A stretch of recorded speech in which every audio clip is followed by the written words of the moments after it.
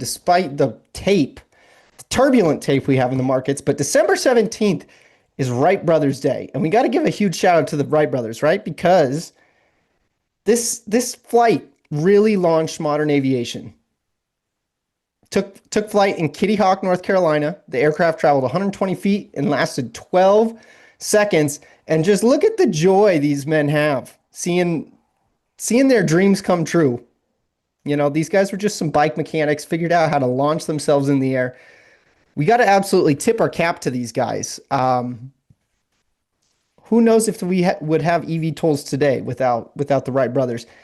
And I was asking chat, because this has kind of been a thing I've been getting into. Last week I was playing with a conversation between Elon and Henry Ford, but today I asked chat, all right, if the Wright brothers saw the Jobies or the Archer eVTOLs, what do you think these guys would say? And one of the quotes chat spat back out at me, and I absolutely love this, was vertical flight solves geography the way the railroads once did. And folks, that is the aerial economy thesis to a T.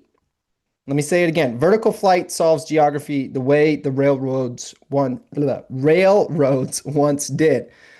All right, so let's move on because the markets are in a bit of a hot mess. And we were expecting a Santa Claus rally. Now, I know the official technicians, Mr. Jeff Hirsch, shout out to Jeff Hirsch in the Stock Traders Almanac, would say, Riley, the Santa Claus rally does not start until the end of December, but we were hoping to front run this thing a little bit. Not necessarily the case. Here's the 1 week heat map of the S&P 500, and you can see technology has a lot of red, but this is very much a Christmas themed heat map. That's all I'm going to say about that. Here's the daily chart of the S&P 500 index, and as you can see, we closed. Looking down here on the far right, we closed at the lows. And really what I'm going to be looking for, I mean, I'm definitely a price trader, but I also love to see kind of the narrative and how the headlines work. I mean, just given my background and my history kind of working in financial media, you can really start to see the relationships between the headlines and the tape. Sometimes it all doesn't always work out, but what I'm going to be looking for to really kind of start stepping in and start buying a little bit is when folks start calling this a double top. When we start hearing folks on CNBC, on Twitter, on StockTwits, really anywhere else, calling this a double top, I think that's the time to buy. Until then, I think we got to just, let the markets continue to be a mess. Now, we do have some interesting relative strength from Tesla. Ticked an all-time high today, intraday, and also received a nice little slap on the wrist. Here's the daily chart. We broke out on Monday. Really, the move happened Friday, if you were paying attention. Gapped up on Monday, some nice follow through yesterday, and then down almost 5% today. I've talked about it. This is a booger to trade. This is an absolute booger. You could get overweight, and the stock absolutely reverses in your face, and all of a sudden you're sitting there with a nasty loss. But in California, there was some news regarding Tesla, and a judge declared that Tesla's licenses to sell and manufacture cars in the state should be suspended for 30 days. The judge determined the automaker has engaged in deceptive marketing around its autopilot and full self-driving systems, falsely implying they were fully automated driving systems. California DMV said Tuesday it will stay the order to suspend Tesla's manufacturing license and give the company 60 days to fix any of these deceptive claims. So now this sounds like a bad thing. And I'm not going to say it's a good thing, but this is kind of just California being California. And I'm not going to lie, the first time I saw this news article, I thought I was living in an episode of Atlas Shrugged, because this just, this seems like it's California's MO to a T. Kind of just ruffling feathers that don't necessarily need to be ruffled. What else are we going to do? These guys, for whatever reason, Silicon Valley is in their backyard and they just continue to poo-poo on innovation. Joby announces plans to double its manufacturing capacity by 2027. This is some pretty interesting stuff, right? We want to see this growth. Obviously, manufacturing these eVTOLs is going to be critical. But I do want us to note, they're looking to make 4 aircraft. 4. per month by 2027. Now that doesn't sound like a lot, but I want us to kind of just conceptualize in our brain maybe how this is going to work. They've already announced that they want to double from 2 to 4 as we're entering this, fourth industrial revolution, if you want to call it that. So who's to say that by the time 2027 comes around, there's now automated solutions and these guys are able to turn out 20 of these aircraft a month? Really, I think, it's too early to speculate completely on the company's manufacturing capacity at this point. They're still in the final stages of their FAA type certification for these aircrafts to be deemed safe for commercial travel. And that's really the event, that's really the narrative, that's really the headline that we're going to be looking for with these eVTOL stocks. Joby, obviously following the rest of the market, if you're kind of a zero revenue, pre-FAA certification aircraft company, you're probably not going to be catching a bid when the market gets crushed. And Joby was down 6% today. So no surprises there. Going to keep it moving. Waymo seeks to raise $15 billion. And now this was my favorite tweet in this entire Twitter sphere around the Waymo raise. Bradford Ferguson says Google believes in Waymo so much that they're selling 15% of the biz to outside investors for $15 billion. Getting something is better than getting nothing. And I think I got to echo this sentiment from Ferguson here.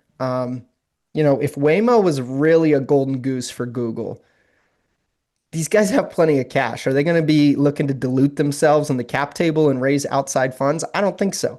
So this might be a little bit of a heuristic, and maybe I'm talking with my portfolio to a certain extent, but I kind of think this is a heuristic of maybe Google is recognizing that Tesla's in pole position. Not to say they're going to shut Waymo down by any means. Wouldn't be surprised to see them come out with some partnerships with some major automotive makers like a Ford or a GM. But again, if Waymo was a golden goose for Google, I don't think they would be raising outside capital. If I was in charge over there and Waymo was the golden goose, I would just dump all the resources that we have into this project to get it to scale. But scale, that is the big thing in this entire, race to autonomy. And we have a nice little comparison here between the Waymo robotaxi and the estimated costs and factors here with the Tesla Cybercab.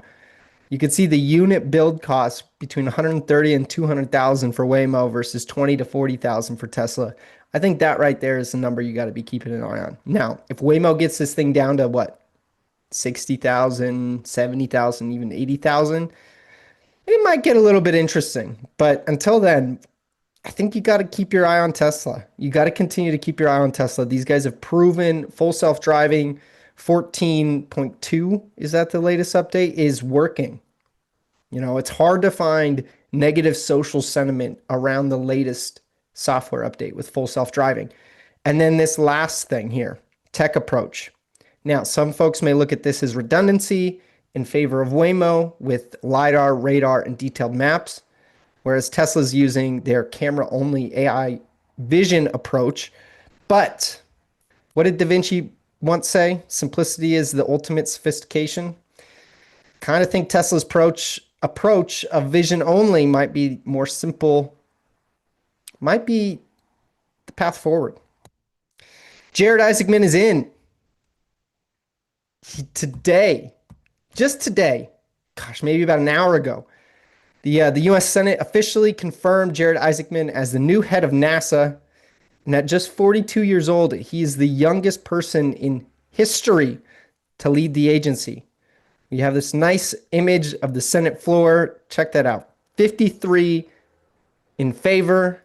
17 folks said nay. I would like to see their names. I don't understand why they got beef with Jared, because Jared is an absolute rock star, right? He was the founder and CEO of Shift4 Payments. If you guys don't know about his history with Shift4 Payments, he founded this company when he was 16. 16. He's a young rock star. Young rock star. He's logged thousands of hours flying high-performance military jets. He's the first all-civilian orbital space mission, and first private mission to conduct a commercial spacewalk. So we got the right man. in the office for the job. Big shout out to Jared. We wish him the best of luck as we enter this new space race, private space race. Now, let's go back a little bit to the EV tolls. Maybe I should have changed up the order here, but the U.S. Department of Transportation launches its first ever National Advanced Air Mobility Strategy. So earlier today, Secretary Duffy, excuse me, he had a nice little press release, about 45 minutes to an hour, talking how the United States is going to unleash advanced air mobility in the United States. He acknowledged the fact that we lost the race of drones to China, and they really don't want to make that mistake again. So they established a federal roadmap for integrating the next generation aircraft. Obviously, the focus is going to be on electric vehicles and EV tolls, as well as 40 policy recommendations across safety, infrastructure, workforce, and regulation, and a whole bunch of other items. I've done a little bit of boots on the ground research to understand like where are the hiccups here once these aircrafts get certified. And I go up to the Sedona airport and I talk to the general manager up there, and it's clear, folks. Number one thing is energy. Energy and infrastructure to set up these vertiports and accommodate all these electric aircraft. And that's baked in pretty heavily with this new strategy. So tough to say really what this is going to do.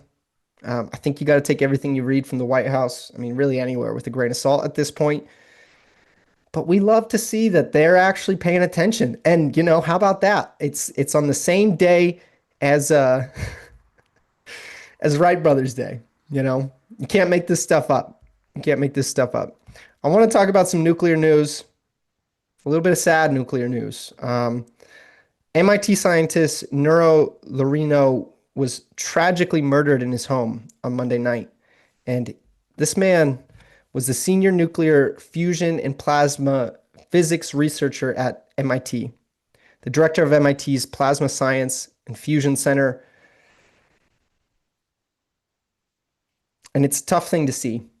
He was an absolutely brilliant mind.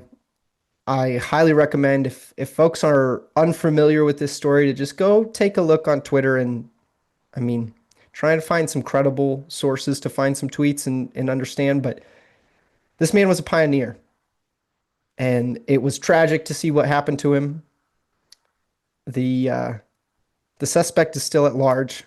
There's a lot of questions behind this, and I think this is going to be something we want to kind of just bookmark in this entire arc of, you know, the fourth industrial revolution. This moment, it's tough to see. Tough to see. He will be missed. One more nuclear announcement, and I got one other fun thing to kind of end us on a high note, you guys. But Radiant Nuclear raises $300 million for its semi-sized 1 megawatt reactor. Now, I took this from TechCrunch. Shout out Tim DeChant over at TechCrunch for writing up this article. But I want to read you guys just the first snippet from this entire article. It says, another day, another 9-figure round for nuclear startup. Radiant Nuclear said today that it has raised more than $300 million, just one day after Last Energy said it raised $100 million. 3 weeks ago, X Energy raised $700 million. And in August, Allo Atomics raised $100 million. Heck, Radiant itself raised $165 million just 6 months ago. So despite the turbulent tape, despite the messy markets, folks, there's still a nuclear renaissance going on. It's happening in the private markets. I'm sure we'll see it trickle on over into the public markets when that time comes. But this is a massive story to watch. I mentioned it earlier. One of the biggest hiccups to unlocking EV tolls is energy. We just don't have the infrastructure set up. I'm going to leave you guys with one little map. And I don't know if there's any map nerds out there, but I'm a big map nerd. I could get lost in maps. And I stumbled upon this map on the good old social medias, and it is a data center infrastructure in the United States as of November 2025. Now, I made sure we threw the link to this map in the description on this video. Go ahead and take a look. It blows it up. You got a very, very high definition image. You can zoom in, zoom out, go check out your favorite town, your hometown, see what they're doing for data center infrastructure. It's just cool to see. Like, you know, I'm a map guy. I love maps. And it kind of reminds me of the nervous system within the human body, which makes sense being data center infrastructure. So, folks, that's all I have for us today. Next week is Christmas Eve, and I will not be here with a live program, but I do have a special interview with my good old friend Brett Conrad. We taped something fun over Thanksgiving break, and we're going to be airing it next Wednesday in lieu of this episode. So be sure to keep an eye out for that. If you haven't already, go ahead and subscribe to the Stock Market TV YouTube channel. Give us a like on this show. Maybe drop me a comment. I know I haven't been the best with checking out the chat. We do have a little bit of technical difficulties with that function, but we will get back come 2026. Back and better than ever. Folks, be well out there. Don't blow up your year. Still got what? 14 days, 2 weeks? Trade well. See you guys soon.